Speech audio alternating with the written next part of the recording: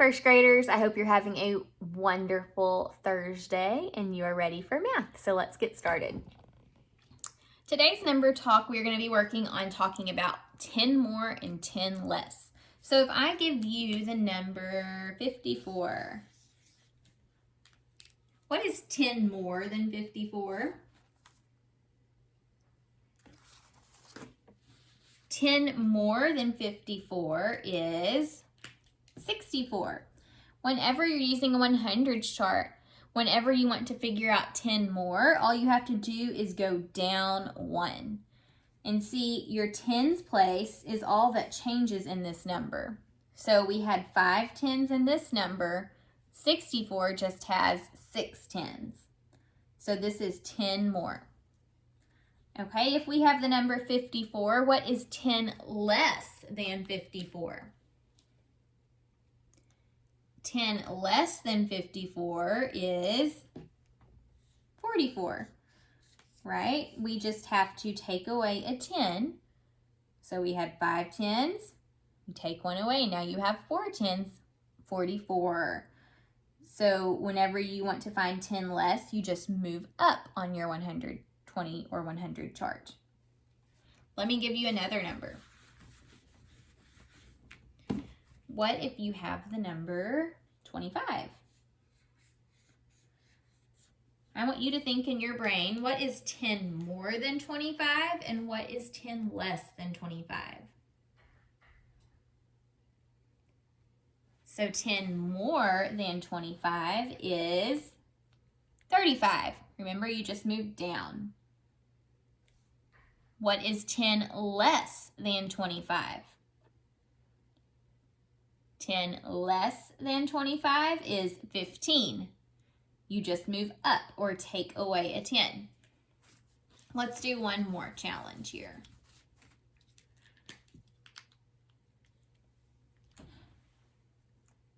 What if you have the number 88? Think about what is 10 more than 88 and what is 10 less than 88.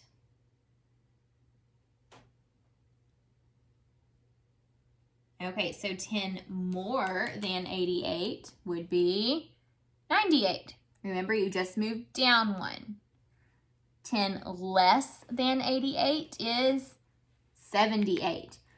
Just remember, all of these numbers above 88 are less. They are smaller. So moving up means that you are making a number that is less. 10 more is 98 because all of these numbers below or past 88 are greater than or more than. So 10 more is 98. The more you practice using your 120 or I keep saying 120 because you usually have a 120 chart. The more you practice using your 100 chart though, the better you'll get at 10 more and 10 less. And eventually you'll get to where I know sometimes you have to like count to figure out 10 more. Eventually, you'll get this strategy down of moving up and down for 10 more and 10 less to where you won't have to count, and that is pretty awesome. Okay, let's move on to our word problem of the day.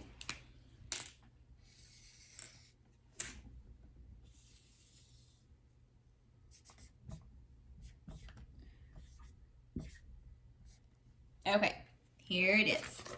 Let's read it together. Noah has 7 baseballs and 3 basketballs. How many baseballs and basketballs does Noah have altogether? All right, listen to that problem one more time and listen for the question that you need to answer. Noah has 7 baseballs and 3 basketballs. How many baseballs and basketballs does Noah have altogether? So what is the question that you're being asked? Here's the question mark. Where is the beginning of the sentence? Oh, there's the period. So here's the sentence right there. How many baseballs and basketballs does Noah have all together? That's the question that we're being asked, and that's the question we need to solve. Okay. So now let's read and figure out what's important about baseballs and basketballs that's going to help us to solve the problem. All right, Noah has 7 baseballs and 3 basketballs. What's important in that sentence? The 7 baseballs and 3 basketballs, because that tells us how many of each one he had. And that's going to help us to figure out how many there are altogether. Now let's plan out how we're going to solve this problem. We'll have to decide if we're going to add or subtract. And I'm going to draw my mat to help me kind of plan it out. Okay, so we're wanting to know how many they have all, or he has all together. So when we have to figure out all together, that's figuring out the whole or the total. So I'm going to put a question mark for the total because that's what we're trying to figure out. Now we know that Noah has 7 baseballs and he has 3 basketballs. Those are the 2 parts. We need to solve and figure out the whole. So if we're needing to figure out all together, he's got each of these different kinds of balls and we need to figure out how many all together. We've got to put them together, which is adding, right? And anytime we have 2 parts and we need to figure out a whole, you have to add to do that. So we're going to use the number sentence 7 plus 3 to figure out how many there are all together. Okay, so let's move on to the solve. 7 plus 3. You know, I'm not going to use counters or draw a picture or anything else this first time because I know this math fact. This is a math fact that we use a strategy for in first grade called the making 10 strategy, right? I know 7 and 3 makes 10. So I don't need to draw a picture or do anything because I already know that math fact. 7 plus 3 makes 10. So I just solved it by using my math fact strategies. Now I do need to check it another way just to make sure that I'm right, but I'm pretty sure it is 10. So this time I'm going to draw a picture. All right, so there were 7 baseballs. 1, 2, 3, 4, 5, 6, 7. And then 3 basketballs. 1, 2, 3. Okay, now let's figure out how many there are all together. So we need to count. Ready? 1, 2, 3, 4, 5, 6, 7, 8, 9, 10. So we counted 10 all together. So both times that we solved this problem, we got the answer of 10. So we know for sure 7 plus 3 is 10, and we can also answer the question, how many baseballs and basketballs does Noah have all together? He has 10. Okay, we're going to review our coins again today. And I hope that you've been practicing at home because it is really hard virtually to work on coins like this.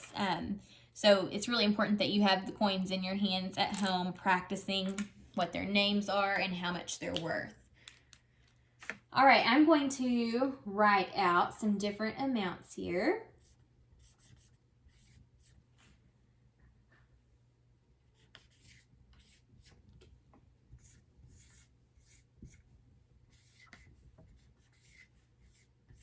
Okay, can you read all of those different amounts that I wrote out using my cent sign?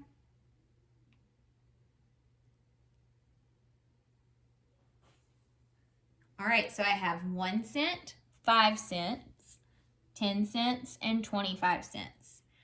I'm going to sort these coins and put them with the amount that they represent, or the amount that they're worth, their value. All right, so here is my first coin. Take a look at this coin. Where does it go? What is this coin? This is a dime. And the dime is worth 10 cents. So it goes with the 10 cents. Whoops, I dropped one. What is this coin? What's the name of this coin? This is a penny. How much is a penny worth? The penny is worth 1 cent. All right, here's another coin. What is this coin? What's its name?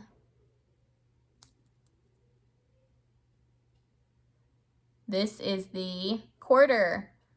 And the quarter is worth 25 cents. All right, let's see what's next. What's this coin? This is the penny. How much is a penny worth? 1 cent. All right, what is the name of this coin?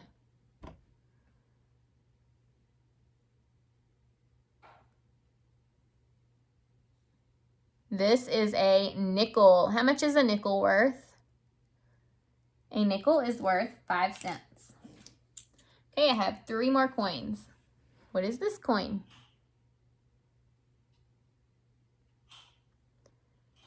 This is a nickel, and the nickel is worth 5 cents. What is this coin?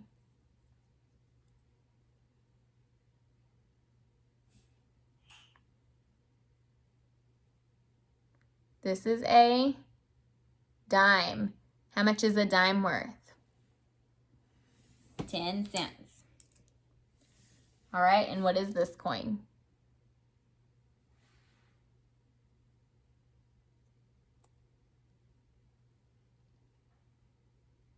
This is a quarter, and it is worth 25 cents. Okay, so you could do a little sort like this at home if you wanted to, or just keep practicing naming those coins and telling how much they're worth. If you're able to do that, you're going to do a great job counting your coins next week. I'll see you then. Bye.